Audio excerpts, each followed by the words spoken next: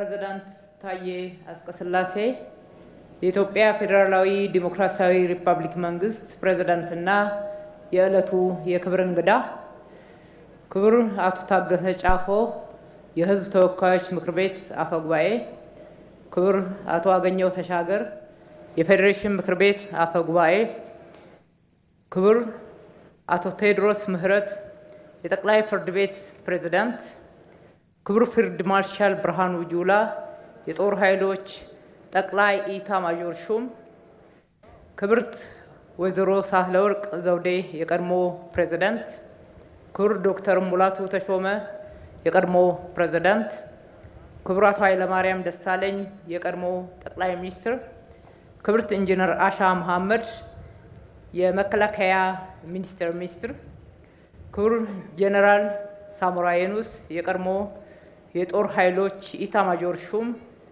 ክቡራን የአፍሪካና የወዳጅ ሀገራት የመከላከያ ሚኒስትሮችና ተወካዮች፣ ክቡራን ጀግኖች የመከላከያ ሰራዊታችን አመራሮችና አባላት፣ ክቡር የአፍሪካ ህብረት ተወካይ፣ ክቡር ልጅ ዳንኤል ጆቴ መስፍን የኢትዮጵያ ጥንታዊት አርበኞች ማህበር ፕሬዝዳንት፣ ክቡራን አባት አርበኞች፣ አምባሳደሮች፣ ዲፕሎማቲክ ማህበረሰብና እንዲሁም በዕለቱ ጥሪ የተደረገላችሁ እንግዶች፣ ውድ የአዲስ አበባ ከተማ ነዋሪዎች እንኳን ለ130ኛው የአድዋ ድል በዓል በሰላም አደረሰን አደረሳችሁ።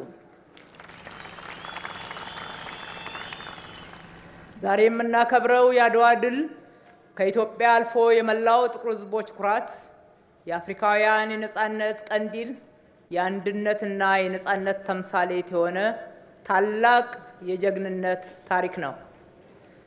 ዛሬም ከአኩሪ ታሪክ ወደ ብሩህ አድማስ በሚል መሪ ቃል ስናከብረው ካለፈው የጀግንነት ታሪክ ተምረን ለነገው የሀገራችን ብልጽግና ቃል በመግባት ነው።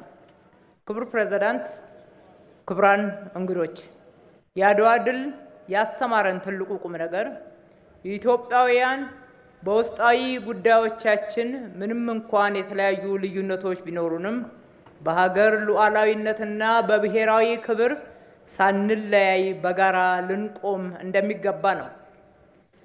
የአድዋ ጀግኖች ልዩነቶቻቸውን እንዲሁም ቅሬታዎቻቸውን ወደ ጎን ትተው በአንድነት ሆነው በደምና በአጥንታቸው ኢትዮጵያን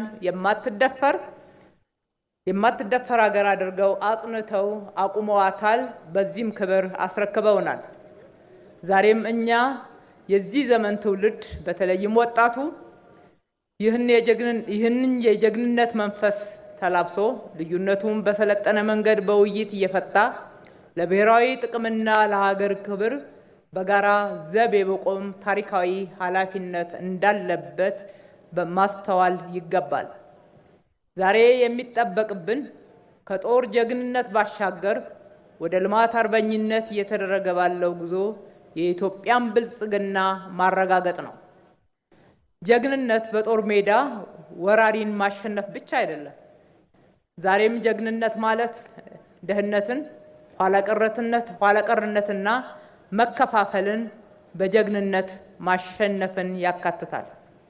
የአድዋ ጀግኖች በክቡር መስዋዕትነት ሀገር እንዳስከበሩ ሁሉ እኛም የሀገራችንን ሉዓላዊነት ከየትኛውም ትንኮሳ ተከላክለን በጽናት በላባችን በእውቀታችን የሀገራችንን ብልጽግና ማረጋገጥ ይጠበቅብናል። እንደ ታላቁ ህዳሴ ግድብ ያሉ ግዙፍ ፕሮጀክቶች የስንዴ አብዮት ከልመና ከተረጂነት ራሳችንን ወደ መቻል እስከ መላክ፣ የአረንጓዴ አሻራ የመዲናችን አዲስ አበባ እንደ ስሟ ውብ አበባ የማድረግ የትራንስፎርሜሽን ስራዎች እና የተጀመሩ ሌሎች የልማት ስራዎች ጉዞ ሁሉ የአዲሱ ዘመን የአድዋ ድሎቻችን ናቸው። ለቀጣዩ ትውልድም ውርስ ናቸው። አድዋ ትልቅ የአርበኝነት ትምህርት ቤት ነው።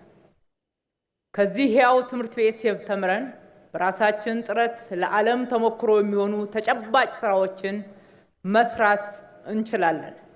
ክቡር ፕሬዝዳንት፣ ክቡራን የበዓሉ ታዳሚዎች፣ ጥሪ የተደረገላችሁ እንግዶች፣ በአንድነት ቆመን የኢትዮጵያን አይቀሬ ብልጽግና እውነት እናደርጋለን ስንል እንዲሁ አየር ላይ የምንናገረው ሳይሆን በርካታ የሚታዩ የሚጨበጡ የለውጥ ፍሬዎችን ይዘን ነው። በኢፍትሐዊነት የተዘጋብንን የባህር በራችንን በማስከፈት የቀድሞ አርበኞቻችንን ታሪክ ከመዘከር ባለፈ እኛም በዘመናችን ታላቅ ድርብርብ ታሪኮችን ሰርተን ለማለፍ በቁጭት እንነሳ። የአድዋ ድል ለዘላለም ሲታወስ ይኖራል። ኢትዮጵያ በጀግኖች ልጆቿ ክቡር መስዋዕትነት ለዘላለም ታፍራና ተከብራ ትኑር። ፈጣሪ ኢትዮጵያና ሕዝቦቿን ይባርክ። መልካም በዓል። አመሰግናለሁ።